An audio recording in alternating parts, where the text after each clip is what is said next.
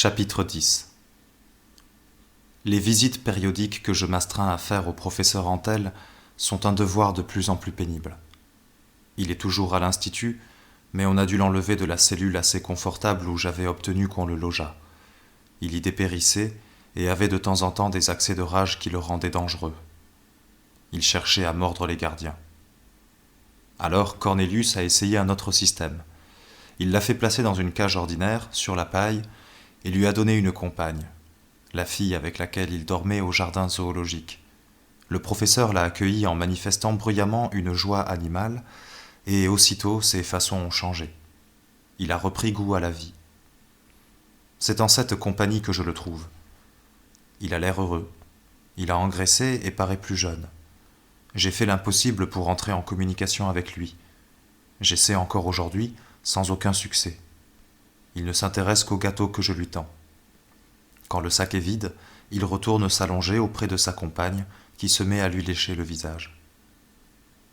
Vous voyez bien que l'esprit peut se perdre comme il peut s'acquérir, murmure quelqu'un derrière moi. C'est Cornelius. Il me cherchait, mais non pour s'entretenir du professeur. Il a à me parler très sérieusement. Je le suis dans son bureau, où Zira nous attend. Elle a les yeux rouges, comme si elle avait pleuré. Il semble avoir une nouvelle grave à m'apprendre, mais aucun des deux n'ose parler. Mon fils, il va très bien, dit Zira précipitamment. Trop bien, fait Cornelius d'un air grognon. Je sais bien que c'est un enfant superbe, mais voilà un mois que je ne l'ai vu. Les consignes ont été encore renforcées, Zira suspecte aux autorités et surveillée étroitement. Beaucoup trop bien, insiste Cornelius. Il sourit. Il pleure comme un bébé singe, et il commence à parler.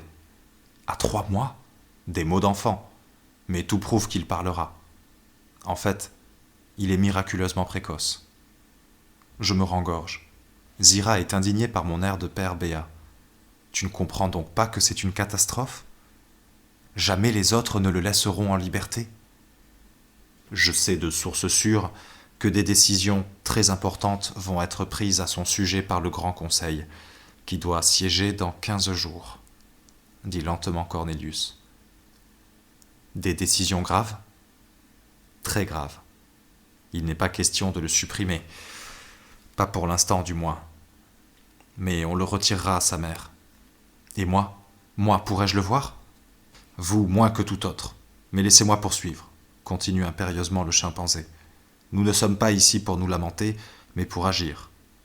Donc, j'ai des renseignements certains. Votre fils va être placé dans une sorte de forteresse sous la surveillance des orang-outans. Oui, Zaius intrigue depuis longtemps et il va obtenir gain de cause. Ici, Cornelius serra les poings avec rage et marmonna quelques injures malsonnantes. Puis il reprit. Remarquez que le Conseil sait très bien à quoi s'en tenir sur la valeur scientifique de ce cuistre, mais il feint de croire qu'il est plus qualifié que moi pour étudier ce sujet exceptionnel, parce que celui-ci est considéré comme un péril pour notre race. Il compte sur Zaius pour le mettre dans l'impossibilité de nuire. Je suis atterré. Il n'est pas possible de laisser mon fils aux mains de ce dangereux imbécile. Mais Cornelius n'a pas terminé. Ce n'est pas seulement l'enfant qui est menacé. Je reste muet et regarde Zira qui baisse la tête. Les orang-outans vous détestent parce que vous êtes la preuve vivante de leur errement scientifique. Et les gorilles vous trouvent trop dangereux pour continuer à circuler librement. Ils craignent que vous ne fassiez souche sur cette planète. Même en faisant abstraction de votre éventuelle descendance, ils ont peur que votre seul exemple ne sème la perturbation chez les hommes. Certains rapports signalent une nervosité inaccoutumée parmi ceux que vous approchez. C'est vrai. Au cours de ma dernière visite dans la salle des cages, je me suis aperçu d'un changement notable parmi les hommes. Il semble qu'un instinct mystérieux les ait avertis de la naissance miraculeuse. Ils ont salué ma présence par un concert de longs ululements. Pour tout vous dire, conclut brutalement Cornelius, j'ai bien peur que, dans 15 jours, le Conseil ne décide de vous supprimer, ou du moins de vous enlever une partie du cerveau, sous prétexte d'expérience. Quant à Nova, je pense qu'il sera décidé de la mettre hors d'état de nuire, elle aussi, parce qu'elle vous a approché de trop près. Ce n'est pas possible. Moi qui m'étais cru investi d'une mission quasi divine, je redeviens le plus misérable des êtres et me laisse aller à un affreux désespoir. Zira me met la main sur l'épaule. Cornelius a bien fait de ne rien te cacher de la situation. Ce qu'il ne t'a pas encore dit, c'est que nous ne t'abandonnerons pas. Nous avons décidé de vous sauver tous les trois, et nous serons aidés par un petit groupe de chimpanzés courageux. Que puis-je faire, seul de mon espèce? Il faut fuir. Il faut quitter cette planète où tu n'aurais jamais dû venir. Il faut retourner chez toi, sur la Terre. Ton salut et celui de ton fils l'exigent. Sa voix se brise comme si elle allait pleurer. Elle m'est encore plus attachée que je ne l'aurais cru. Je suis bouleversé, moi aussi, autant par son chagrin que par la perspective de la quitter pour toujours. Mais comment m'évader de cette planète? Cornelius reprend la parole. C'est vrai, dit-il. J'ai promis à Zira de vous aider à fuir, et je le ferai, même si je dois y perdre ma situation. J'ai conscience ainsi de ne pas manquer à mon devoir de singe. Si un danger nous menace, il sera aussi bien écarté par votre retour sur la Terre. Vous m'avez dit autrefois que votre vaisseau spatial était intact et qu'il pouvait vous ramener chez vous. Sans aucun doute. Il contient assez de carburant, d'oxygène et de vivres pour nous conduire au fond de l'univers. Mais comment le rejoindre? Il gravite toujours autour de notre planète. Un astronome de mes amis l'a repéré et connaît tous les éléments de sa trajectoire. Quant au moyen de le rejoindre, écoutez-moi.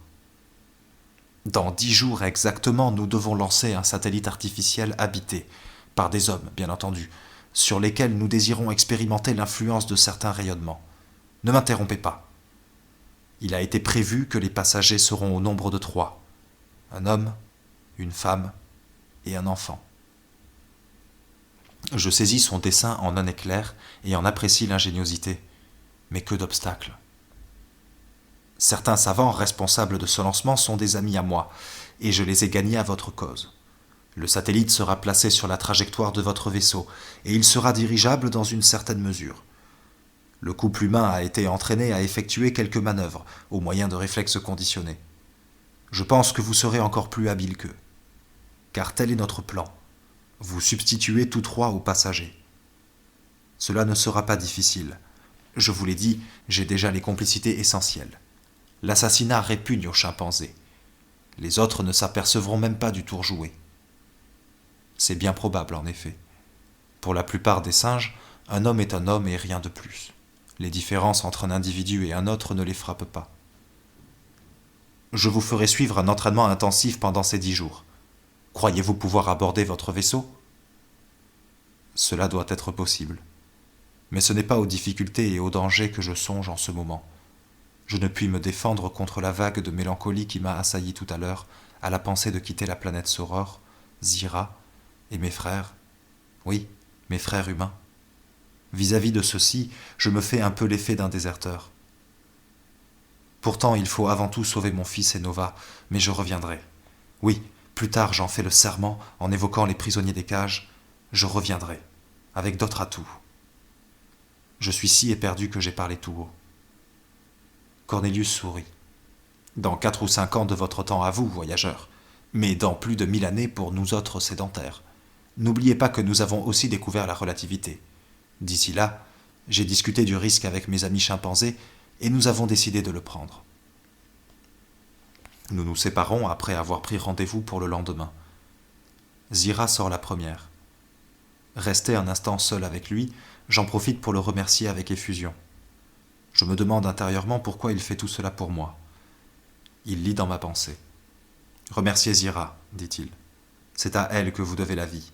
Seul, je ne sais pas si j'aurais pris tant de peine et couru tant de risques. Mais elle ne me pardonnerait jamais d'être complice d'un meurtre. Et d'autre part, il hésite.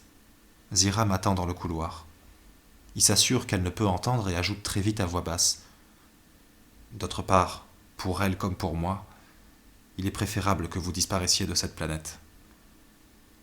Il a repoussé la porte. Je suis resté seul avec Zira et nous faisons quelques pas dans le couloir. Zira. Je me suis arrêté et l'ai prise dans mes bras. Elle est aussi bouleversée que moi.